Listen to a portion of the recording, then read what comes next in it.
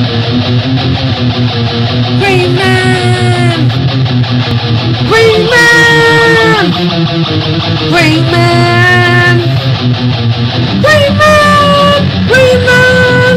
Greyman! Greyman! Holy YouTube video, Greyman! Greetings, Grey Maniacs! It's time to gather once again as the Greyman is here with another one of his little videos. And it's Monday, which means I'm going to go through what I've read this week. Not a massive stack.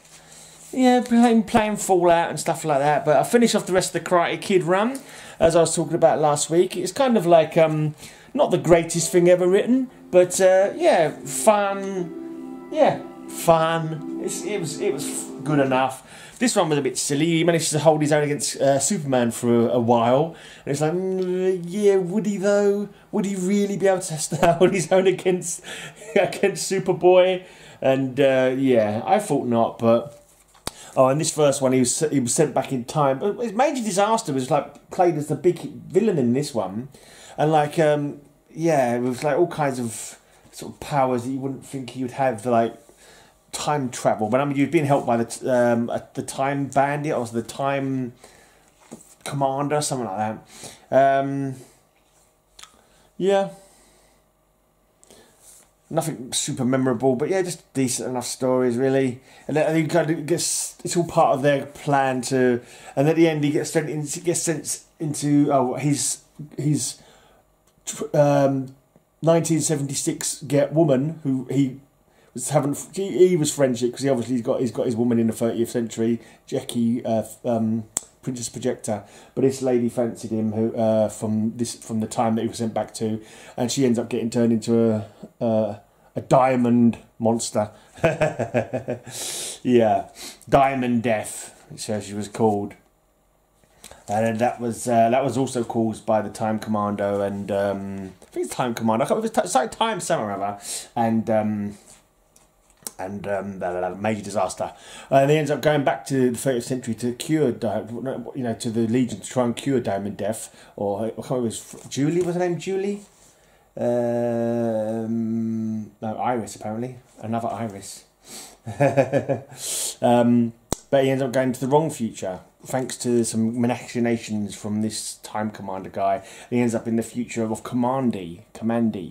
Ends up getting captured by these lobster people who think he's a god, and they've also captured Commandi thinking he's a god. And it's the last one in the series, and the story concludes in Commandi number 58, which I don't have. So now, if I want to get the whole story, I have to find Commandi 58 at some point. I've actually got a space in the back of this bag, so I can put it in there if I do manage to pick it up at some time. Right, a modern little four-parter from 2012. Phantom Lady and Doyle Man. That was a pretty reasonable read. It's quite a quick read. Phantom Lady's parents were killed by this scumbag criminal, and she grows up wanting to get the goods on him and get him put in prison, get him put away. She even goes as far as pretending to be his friend, be his girlfriend, sleeps with him, just to try and get the drop on him, kind of thing. Doyle Man is a friend of hers, like a boyfriend, sort of. Friends with benefits, I don't know what you call it nowadays. I never had any friends with benefits like that. Anyway, but yeah, they end up getting discovered by the guy she's trying to get the goods on. He tries to kill them. Doyle Man's got some experimental stuff going on. He manages to shrink down instead of getting killed. Yeah, he's got all his designed suits for the Phantom Lady gear, and basically they go after this criminal guy. He employs this quite nasty villain called Funerella, who's like an undead kind of thing and can turn other people undead. There's a big scene where she sends all these undead people after him, and they're killing them because they're like zombies. And then later on, when they sort of defeat Funerella temporarily, some people who had been turned into zombies go back into being humans. So I think to myself, well, they've just killed a load of humans then, haven't they? Could they not have like tried to, stop them without killing them, so they, just in case they could turn back into humans. But that's obviously not what they think about in superhero books nowadays. Obviously the body count doesn't seem to be as important. To me it was like, and they didn't even seem to be that upset about it. Like, they realised that some people were turning back to humans, and they weren't like, oh no, we've killed some people. They just kind of anyway, I don't know. Right, some old Superman. Oh yeah, it was well beneath the North Pole. That says it all, really. I think it was the brother of what's his name? The guy that he's the sports commentator on the TV with him. His brother, nephew. So his nephew. So it's his brother's son, his nephew. What is his name? I remember his name the other day. I can't remember what his name is now. Steve. No, I'm getting confused with people I know in real life. I was going to call him Steve Loftin, he's from a band. He used to put gigs on. He used to put thrash gigs on in London. But yeah, no, Steve Lombard. Yeah, so his brother, Steve Lombard's brother, is missing. His nephew's got like a mental connection to his father. Sorry, yeah, Steve's nephew, who is the son of his brother. Yeah, whatever. Anyway, they actually go to the Antarctic and or the North Pole. And she's the Arctic, isn't it? And there's a civilization underneath there who are wanting to capture Superman so they can siphon his heat. Something to do with the fact that he's, I don't know, super kryptonite body. He's able to, he can store sun, can't he? He stores, his body's like a living battery, so somehow they want to get that to light their own under the earth sun.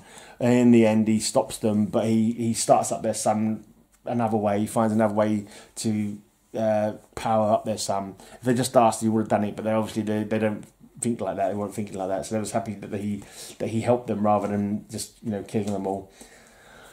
Right, and this one is a Superboy story. I can't remember why. Oh yeah, this is a story sort of told in the past, back when him and Luthor were still friends. Luthor is trying to find the cure for kryptonite, or something to stop kryptonite, and he creates this this gas. It turns out to be no good, but he almost has an accident. Superboy rescues him, and then every time after that, whenever Superboy uses one of his vision powers, these monsters appear.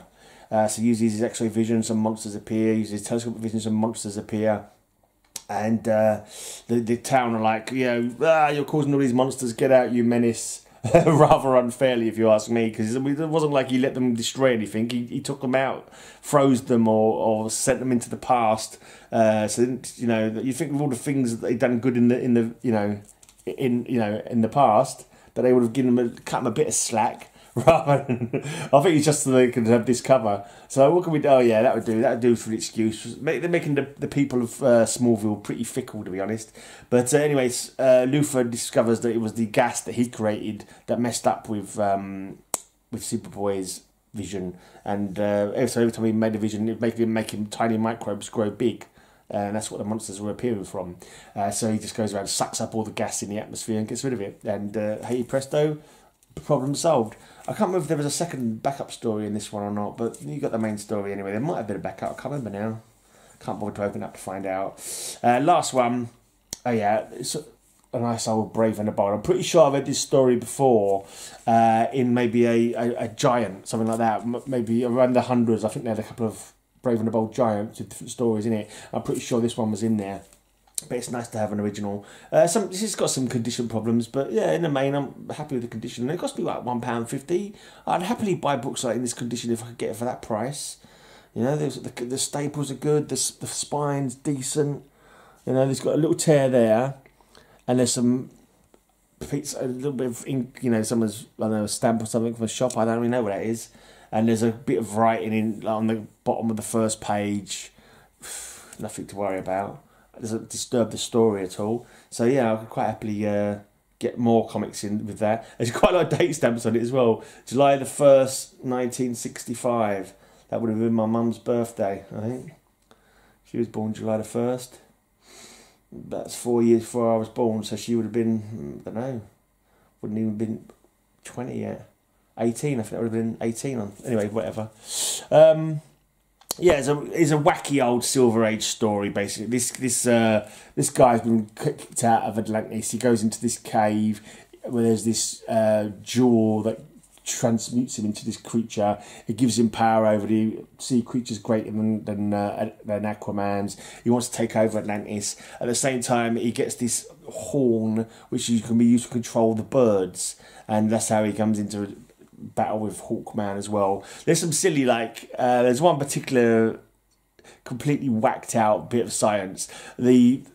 I can't remember what his name was, Yordu or something. I can't remember what his name was. But he controls some birds, well, pretty big birds, to circle around quickly above the sea. And that creates a vortex of like a big water spout because they're flapping around quickly. No, just no. That wouldn't work. But anyway, they end up taking him out. At one point, Hawkwoman gets turned into a giant falcon under the bad guy's control, giant condor or eagle or something. But they eventually manage to, they break the jewel, turns him back to a normal person, and turns Shiera back to her normal self. And obviously they defeat the enemy, which is as it should be. that's what superhero comics should be about, They save the day with as minimal casualties on either side as they can possibly manage, because feel good, happy stories. Right, so that was it. That's my reads for this week. Not a great deal. I'm not sure if I'm going to have a video tomorrow with any pickups, because I might have a package coming. There was one on the way, 2 packages on the way actually. One's just one comic, and one's like my little batch that I got from my Facebook guy. So yeah, we'll see. I've got to go and play Fallout now. I had my walkie today already, half hour in the snow. It was all right. Yeah. Anyway, talk to you all soon. Thanks for tuning in, and until next time, have a great, amazing day, and may all your news be good news. Bye. Sub up, DrSilverAge, sub up, DrSilverAge. DrSilverAge, he needs more subs, so go and sub him up right now. Click that link in the corner and give him your subscription.